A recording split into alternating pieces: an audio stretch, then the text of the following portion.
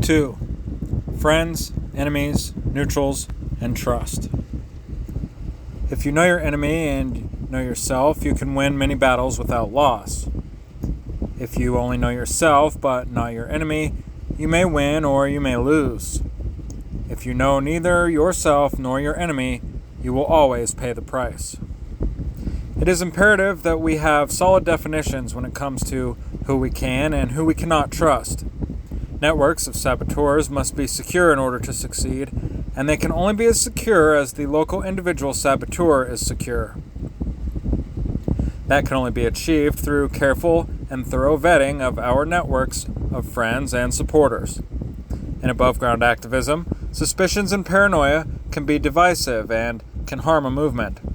But in an underground movement focusing on activities that can land the individual in a government cage or worse, there's no such thing as being too careful. We can allow no deviation of principles, no questionable characters, and whenever possible, no means of compromising the individual in their private lives. That is not to say that every friend saboteur is a perfect angelic being. It does mean that every reasonable effort must be made to ensure that the underground network is safe from infiltrators, the incompetent, the desperate, the loudmouth, the big shot, and short-thinking emotional reactionaries. As the old saying goes, a chain is only as strong as its weakest link. And the shorter the chain, the less likely it is to have a weak link. Local friend saboteurs are safest when they work alone. Working with one more saboteur doubles the likelihood of detection, and adding a third friend to the group triples the chances. It can be argued that many hands make the task light, but when it comes to trust, the smaller the circle, the better. Saboteur networks should be distributed networks with each friend saboteur connected to several others without any being dependent on a central organization. The network should not depend on one universal method of communication.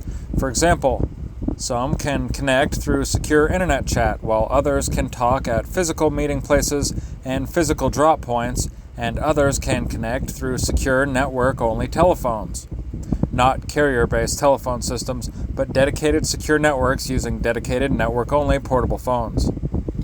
In any event, meetings of medium to large groups should be discouraged, and any form of open communication should be through selective, non-specific wording and code words. For example, rather than referring to a friend saboteur by name, describe him by some other means, such as "our friend with the little brown dog." And rather than saying, "I have hacked into the police chief's computer," one could say, "that one fat pig left his back door open, so I took and looked around." As silly and cartoonish as these examples may sound, they are time-tested methods, and the more a crew of activists uses them, the better they will get at being very specific while staying incredibly vague. In other words, this method works.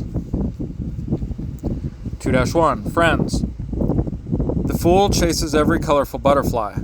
The wise man paints himself in the dull colors of the forest and quietly waits for the stag that will feed his family. Trusted friends of freedom must be enemies of slavery, enemies of aggression, and enemies of all who would steal from us, cage us, and kill us. The friend of freedom can make no excuse for collectivism and government domination. The friend of freedom is not a nationalist, a racist, a bigot, nor any other form of collectivist who would seek to judge his fellow man based on anything other than the man himself. The friend of freedom is a true abolitionist and a voluntarist. He doesn't pick and choose what rights the government should grant or protect. The friend of freedom knows that government can only suppress rights, and it can give nothing to anyone unless it stole it from someone else first. The friend of freedom should express to the world his unique brand of liberty, primarily through his own deeds and secondarily through his words. The friend of freedom's life, in and of itself, should be an act of witness, and evangelism should be an afterthought, if it is to be engaged in at all. After all, freedom is the natural condition of humanity. It is our default setting. Freedom needs no outlandish televangelists. In actuality, freedom is the enemy of the religion of statism, but it is not a competing religion, and it needs no phony hucksters selling it for the price of a donation. The vast majority of friends of freedom will will be content to seek their own freedom in their own life through avoiding government agents or attempting to get along as best they can with the system we currently have. They don't like the system, but many feel there is little if anything they can do about it. They have families and busy lives, and their primary goal is to survive, and we wish them well. Some will be driven to speak out in some way or express their frustration with the current system through writing or public speaking or through some other peaceful activism. We need these activists, and we honestly do wish them well. However, there will be some of these friends who will not be content to avoid conflict. There will be some who will possess a fire burning inside them, and that fire will seek a different path. From this last group, we must carefully select our friends saboteurs and teach them of our mission. From this radical group, the Legos will be spread across the carpet in anticipation of that moment. Then, in the middle of the night, the state will encounter that immovable object, and the state will be revealed, not as an omnipotent god, but as fragile and weak, crumbling to its knees for all to see. This we will do. 2-1.1. There are friends, and then there are friends. Friend saboteurs are a very special type of anarchists. For more peaceful anarchists, the thought of actively and intentionally damaging property or personally targeting individuals is not what they have come to know as acceptable behavior.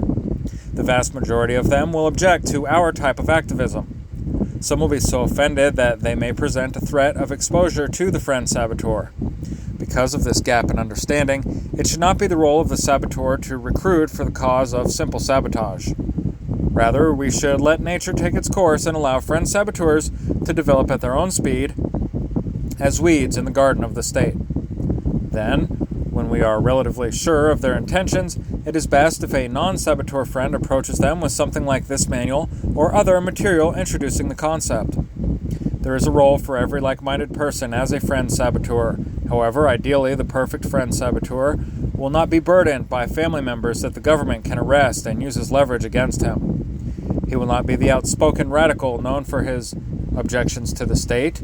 He will not be the confrontational anarchist with an arrest record for activism, 420 slogans on his shirt, neon blue dreadlocks, and a 000 gauge nose piercing. He will not have a bumper sticker on his car that reads, "Bad pig, no donut," or "And welfare abuse, shoot a pig." In short, the ideal friend saboteur will look like the teller at your bank, the head nurse on the cardiac floor, or the friendly local package delivery driver in the brown truck. Each of these stealth anarchists are worth more than an army of angry adult children dressed in black, setting trash cans on fire and throwing rocks at cops. Each dedicated stealth anarchist / friend saboteur is worth 100 legions of video warriors asking strangers on the street about the value of silver so they can laugh at the uneducated while pumping up their view count on social media. In short, the ideal friend saboteur should be invisible to the state, ingenious in action, wise in discretion, and long on patience. But few of us are perfect. Sometimes wisdom and patience can win the day all by themselves. 2-2 Enemies. The enemy of my enemy may well be a far more dangerous enemy. 2-2.1 The great enemy of humanity. To be ignorant of what happened before you were born is to remain forever a child. To understand the state, you could think in terms of theology and mythology.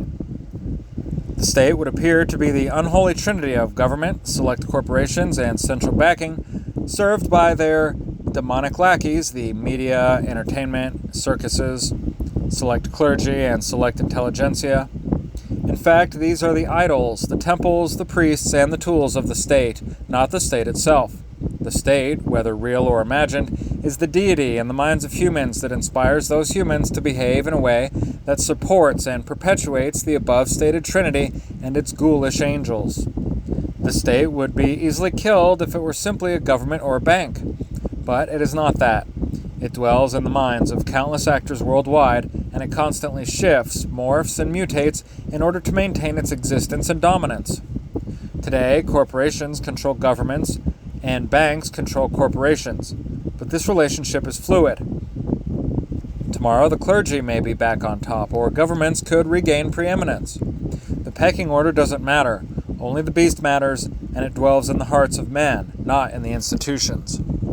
Another way of viewing our enemy, the state, is by considering the study of memetics under a Dawkinsian interpretation. In this view, the state is an inorganic being, a unit of culture rather than a unit of carbon, that lives in the human mind and leaps from human to human as a form of reproduction. Like a virus, memes can range from harmless or a mild irritant to a deadly infection without cure. Also, much like a virus, some humans appear to be immune or resistant to particular memes, while some have no resistance at all. In the case of the state, if you consider the incredible body count amassed during its current incarnation, roughly from 1600 CE, the birth of corporations and modern banking, to present, it would rank as the most deadly virus ever known to infect humans.